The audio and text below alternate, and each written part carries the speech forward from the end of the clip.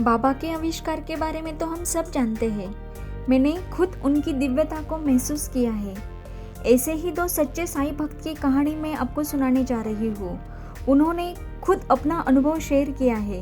वो खुद बता रहे हैं कि मैं मेरे मित्र के साथ बाबा के दर्शन करने शिरडी गया था। हमने एक कमरा लिया था रहने के लिए। मेरे मित्र को कुछ और देर सोने के लिए लौटने की जल्दी थी, लेकिन मैं बाबा की महिमा के गहरे सागर में गोते लगा रहा था और उनकी करिश्मा की ऊंचाइयों में विचरण कर रहा था। मेरे मन में दुविधा थी, यही बैठा रहूं या मित्र जो बोल रहा है कुछ देर झपकी लेने के लिए उसकी सुनूं। इस ऊहापोह में मेरी नज़र मंदिर के चारों ओर घुमड़ रहे भक्तजन के समूह पर जा पड़ी। इनमें सभी थे, गरीब, धनवान, छोटे बड़े, जवान बूढ़े।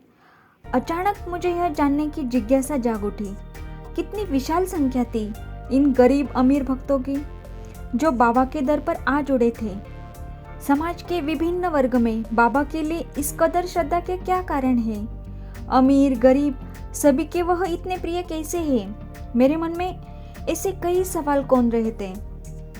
बाबा के दर्शन करके लौटते श्रद्धालुओं के रेल को देखकर मेरे मन मस्तिष्क में और भी जिज्ञासा व सवालों के सैलाब उमड़ रहा था। ऐसा कहा जाता है, दिव्यता स्वयं अपने दर्शन करा देती है। अपने मन की दुविधा को मिटाने के लिए मैंने विवेक का उपयोग किया। जैसे ही मेरे मन मस्तिष्क एकाएक आलोकित हो गए, ऐसा लगा जैसे कुछ भी हो, लेकिन इन सहजीवी का यह संपूर्ण सम्मिलन है। एक उत्कट व अनूठा मेल है इनका।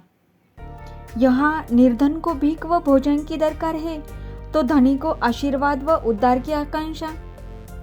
यह सब मेरे मन में उमड़ घुमड़ ही रहा था, तो कोई अदृश्य शक्ति मुझे मंदिर के बाईं ओर की दुकानों की तरफ ले गई। वहाँ छोटी दुकानों की एक पूरी कतार ही लगी थी, लेकिन यह शक्ति मुझ पर पूरी तरह हावी हो जा रही थी। वह मुझे दुकान की कतार में आखिरी दुकान की ओर ले गई।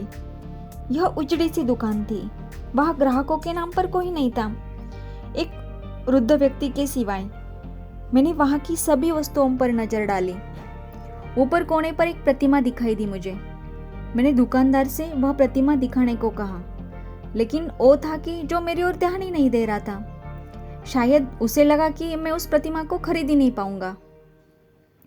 मुझे नजरअंदाज करते हुए वह दुकान पर खड़ी उस व्यक्ति को बतिया जा रहा था। जब मैंने फिर से उसे प्रतिमा के बारे में पूछा, तो उसने पिंड छुड़ाने के अंदाज में कहा, अरे भाई बहुत महंगी हो, 720 रुपए की। उसका व्यवहार मुझे बहुत अखरा, इतना अखरा कि बटियों को बिना टटोले बिना ही मैंने प्रतिमा की धूल झाड़कर पैक करने को कहा।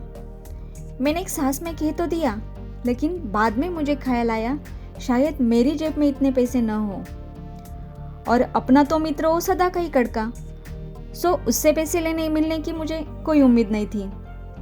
फिर भी मैंने दुकानदार को भनक नहीं लगने दी कि मेरे भीतर भी कुछ द्वंद चल रहा है।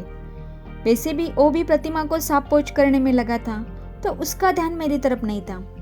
मैं मित्र फेस को एक तरफ ले गया और बटुआ देखा तो उसमें सिर्फ 419 रुपये थे। ये तो बहुत कम थे। मैंने सोचा दुकानदार को प्रतिमा पैक करने को कह देता हूँ और जाकर कमरे से पैसे ले आऊँगा। मैं यह सोच ही रहा था कि मित्र बोला, परेशान क्यों हो? मैं बोला, पैसे कम पड़ रहे। हमारा वार्तालाप हो ही रहा था कि मुझे महसूस हुआ जैसे बाबा मेरे साथ है, वो मेरे पास है, मेरे शरीर में है, मेरे शरीर के अंदर है। मैं उनको महसूस कर रहा था। मुझे ही नहीं, खुद फैज को भी अचंभा हुआ कि उनकी जेब में 301 रुपए कैसे निकल आए। निश्चय ही बाबा की अनुकंपा से ही मैं वह प्रतिमा खरीद सका। आज वह प्रतिमा मेरे घर में विराजी हुई है। देखो, यह ज्वलंत उदाहरण है कि बाबा अपने भक्तों की किस प्रकार से सहायता करते हैं। सिर्फ उनकी किसी इच्छा के पीछे सच्ची भावना होनी चाहिए। और हिंदू और मुसलमान के इकट्ठे पैसों से खरीदी प्रतिमा, इससे हमें एक संदेश और मिलता है, विश्व बंधुत्व का संदेश। सबका मालिक एक।